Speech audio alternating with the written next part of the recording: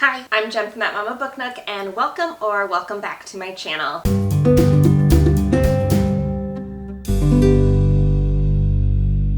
Happy end of 2025, almost start to 2026. It is officially winter, and we are headed into some of the coldest months of the year. But on the bright side, literally and figuratively, we are past the darkest day of the year, so it's only getting brighter from here. There have been so many amazing videos out this month featuring all the different holiday reads, but we are pretty much past the holidays. I think people are starting to wrap up a lot of their holiday reads, and this time of year I really need something that's going to warm me up. And what better way to do that than with firefighter romances?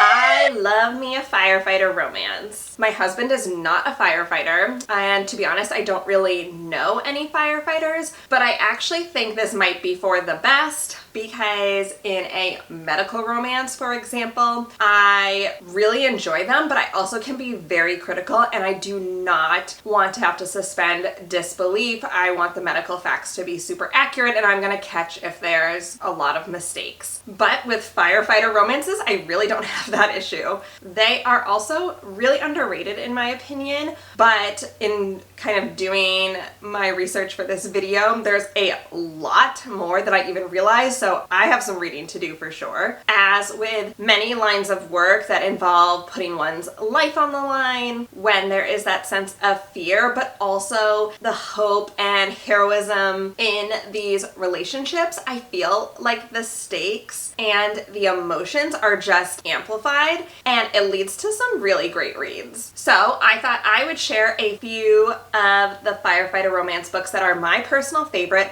as well as a few that are highly anticipated for me. And that way we can both warm up a bit. So first up, the ones that I've read and the ones that are my favorites. The Wildfire series by Julie Ann. There are 2 books so far. Not sure if she's planning to continue the series, but oh, I hope so. From Air is the title of the first one. Jamie is a traveling psychiatric nurse who has taken a 6-month position in Montana. Previously, she was in Miami. She ends up being roommates with 3 wildfire firefighters, Will, Marin, and Calvin, aka Fitz. She gets along well enough with all of them, but she can't help being intrigued by Calvin, the grumpy smoke jumper. She enjoys giving him a hard time, and the feeling is mutual. It is unfortunately in their rental agreement that they are not allowed to be in a romantic relationship with another roommate. So when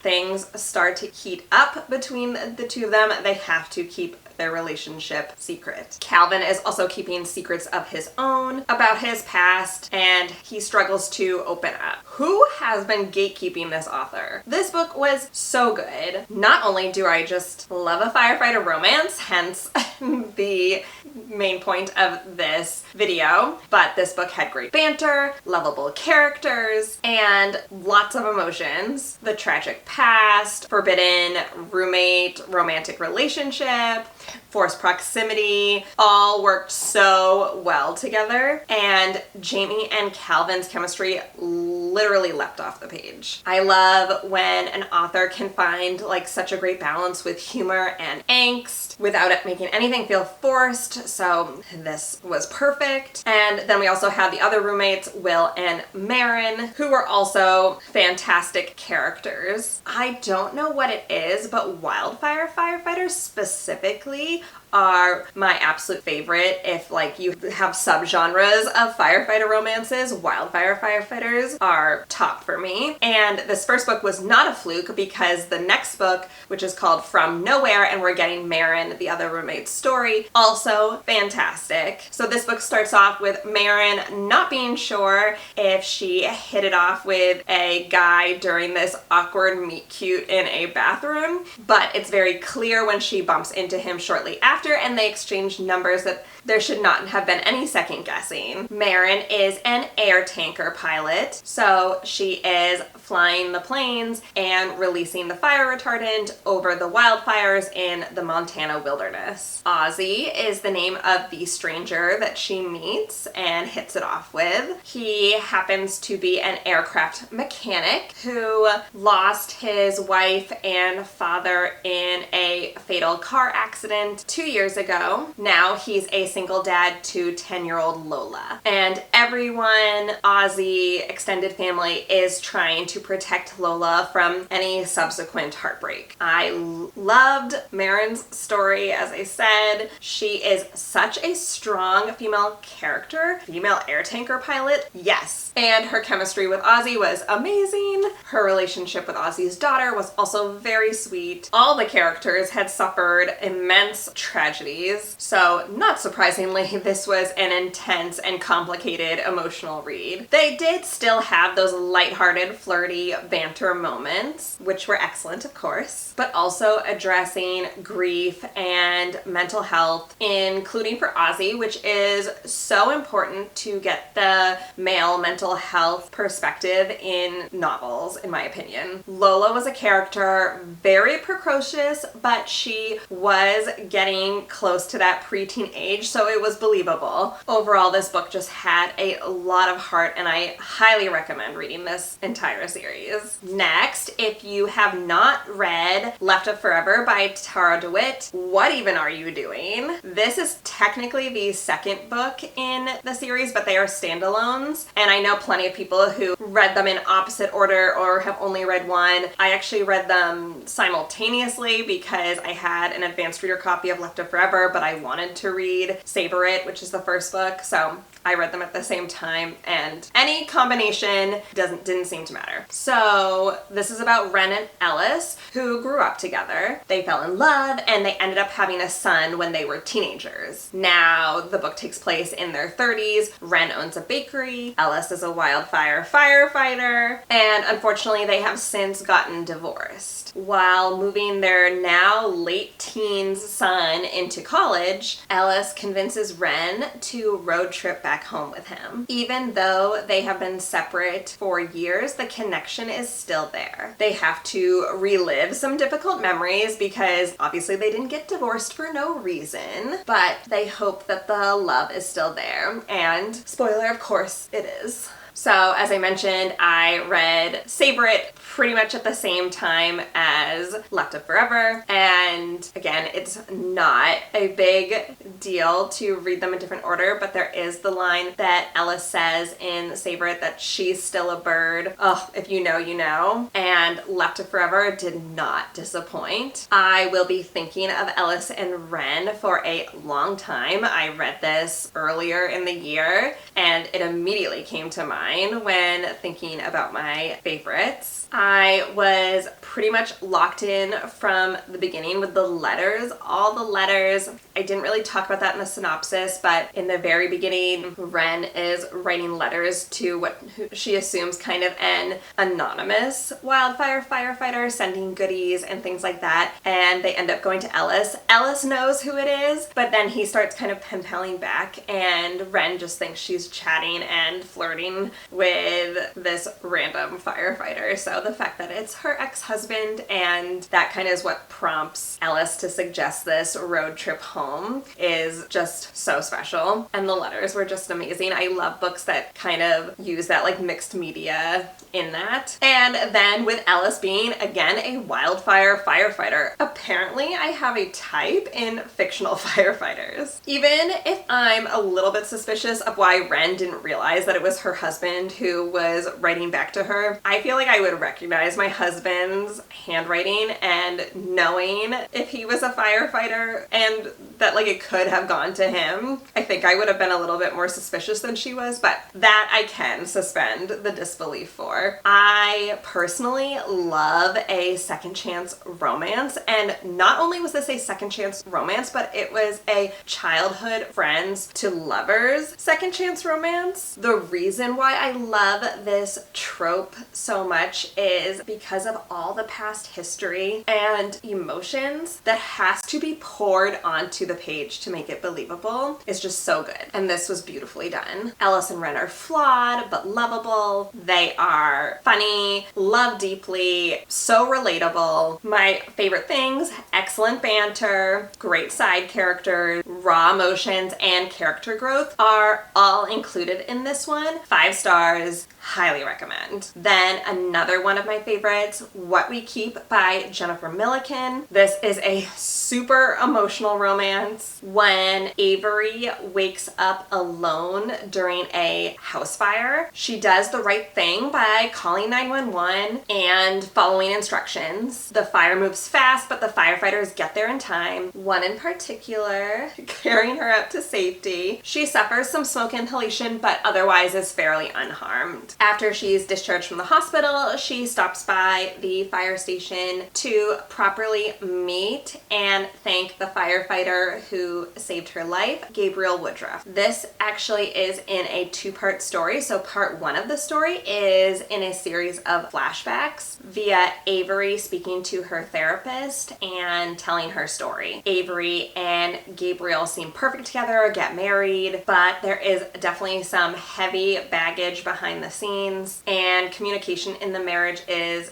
lacking. Divorce feels inevitable. Part 2 is a dual POV between Gabriel and Avery as they rediscover their marriage, their love, and themselves. Honestly, I was hesitant about this book because I thought it maybe had tropes that I didn't love, but Jennifer Milliken is one of my favorite authors, and she totally acknowledged when she was initially promoting the book before ARCs had even come out. She said, trust me, I know some of these might sound like red flags to you, but please give it a try. And as I said, she's a favorite of mine, so I said, okay. And wow, 5 stars again. This is why no trope is completely off limits for me, because when done well, it doesn't matter. I loved the layout of this story with the 2 parts. The first part with the flashbacks with the therapist was so interesting. Avery is also a therapist herself, so they really could get deep into the therapy. And then, of course, the dual POV and the second half of the book is chef's kiss. I love reading a book or a series when the author just knows what they're doing and they make you so emotionally invested in these characters and then break your heart and then have to pick up the pieces and heal it all back together again. And that is exactly what this book is like, and I loved every minute of it. I have definitely mentioned before that I love an emotional read, and the emotions are so raw in this one, and I couldn't get enough. The mental health rep was done really well, of course, like given that one character's a therapist and going to therapy herself. Of course, I do always recommend checking your triggers if you have them. This one did definitely deal with some heavy topics, but if you're good to go, I highly recommend. Then I also read Finding Hayes by Laura Pavlov. This is book 5 in a series. I think it was the last book in the series. Again, they're interconnected standalones, so if you are just like, I want to pick up a firefighter romance, you could definitely pick this one up without reading the other ones. Otherwise, the series is a lot of fun and you really get to know the characters really well by the end of the 5th book. So this one takes place in her Magnolia Falls series, and we're finally getting Hayes' story. He is the last one in this friend group to find true love. Hayes is a firefighter who's very closed off, very grumpy, and while definitely there for his friends and his sister, he really is quite closed off and keeps to himself quite a bit. When his childhood friend Savannah comes back in town for a funeral, you finally really start to see him open up. Savannah wants nothing to do with Hayes and feels betrayed by him for something that happened many years ago, but she's still upset about it. However, Savannah finds out that she is set to inherit land and a house and a lot of money if if she gets married. So now she's going to need to work things out with Hayes so he can help her out with this temporary favor. I was so excited for Hayes's story finally as the 5th book. I feel like Laura Pavlov knew what she was doing, leaving it for last, because I was so curious about him. We get so little of him, not in his like physical presence, but just emotionally in the other books. He was the one who's the most mysterious, the most grumpy, and of course the firefighter. So I was ready to see his softer side, which I knew was there. And again, the author did not disappoint. I loved how playful and sweet he was with Savannah, and then add in the marriage of convenience trope, and there was of course a my wife moment. Yes, please. I loved that. And again, for someone who read the books in order, I loved being back in Magnolia Falls, seeing all my old favorite characters who, especially now, are all happily coupled up, as well as the ride or die text group that are always lovingly harassing each other through hilarious texts. This had the opportunity to be my favorite book of the series, but the only thing that I didn't like about this one was the miscommunication.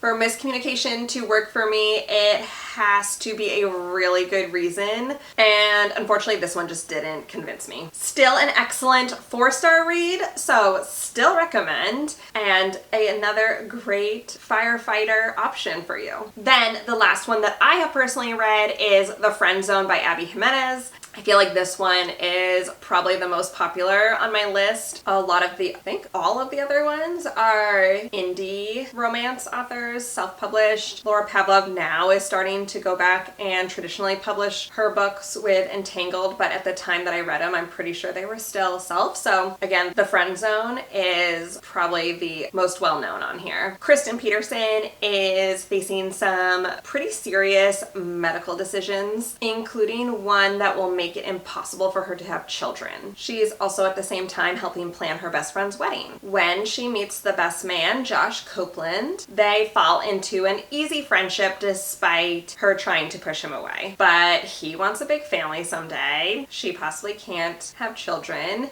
And she's also engaged to someone else who is in the military and overseas. So it's complicated. I love Abby Jimenez's writing and the firefighter vibes. That's why we're here. But this one did have some problematic elements for me. Emotional cheating, no physical cheating, but still it was a bit uncomfortable. And I feel like the infertility issues that were dealt with throughout the book weren't necessarily handled with the utmost care. And for many people that could be a big trigger. So I did want to mention that. They also stunk at communication. This is clearly a sticking point for me now that I've talked about it in a couple books, mostly from Kristen's part, but still. Josh was a great male main character though, and their banter was fun and flirty. I do recommend this one, but I just don't know if I could ever recommend this one blind without checking triggers again. But Firefighter, it was good. It was good. I'm not going to go into huge synopses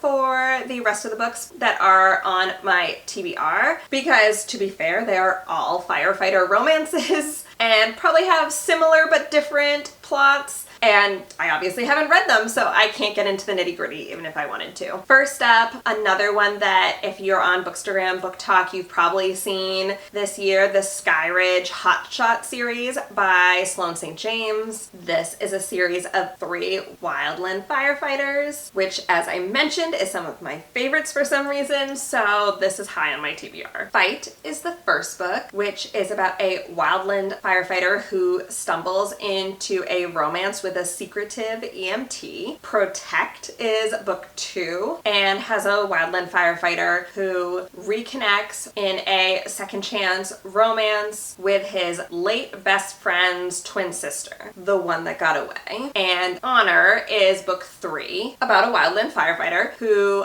falls for his best friend's widowed sister after she and her kids move in next door. The last two sound a little bit similar because about them both having lost someone, but it doesn't matter, okay? I can't get enough. Obviously, as I mentioned, I enjoy Laura Pavlov. She has a few more in her Honey Mountain series that involve firefighters. Always Mine is book 1 in the series and is a childhood best friends to lovers with a firefighter. And Make You Mine is book 3. Laura Pavlov always is interconnected standalones with a sexy firefighter, a much younger nanny. He doesn't believe in forever, and she won't settle for anything less. I don't love the commitment phobia trope, micro trope, but I'd still read this. Wildcard by Elsie Silver is book 4 in her Rose Hill series and has a grumpy hot fire pilot, and I believe is the female main character's ex-boyfriend's dad, so possibly an age gap romance there. Rebecca Yarros has a firefighter romance out called Reason to Believe, and it's a small town older brother's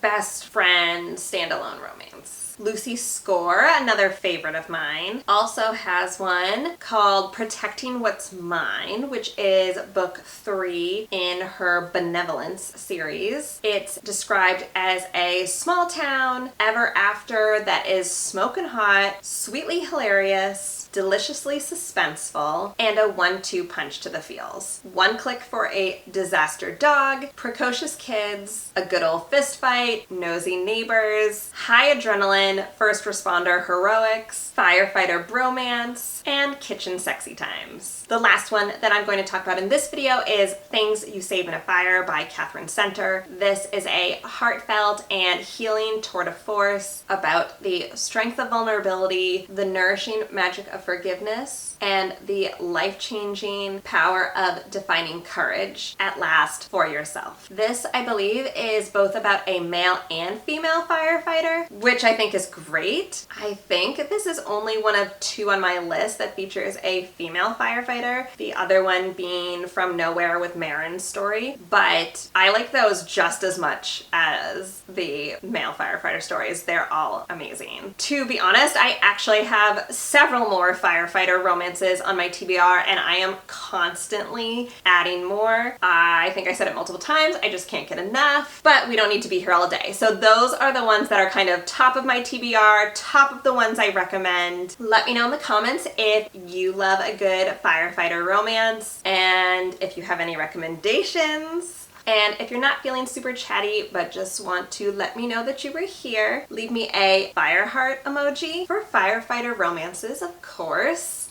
And I will see you on my next video. Bye!